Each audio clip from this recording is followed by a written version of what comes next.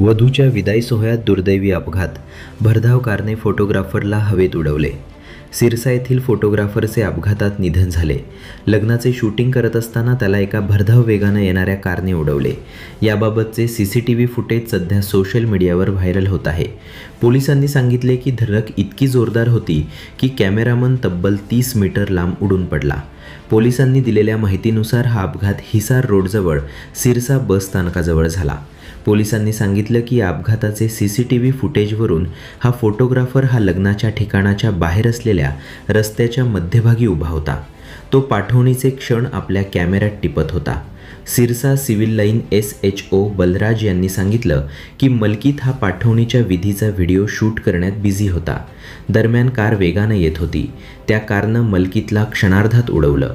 मलकीतला उभे असलेल्या पाहुण्यांनी बाजूला जाण्यास सांगितलं होतं, मात्र गाडी इतक्या वेगात होती की मलकीतला संधीच मिळाली नाही. पोलिसांनी दिलेल्या माहितीनुसार हा फोटोग्राफर सिरसा गावचा होता. या अपघातात तो 30 मीटर लांब उडून पडला.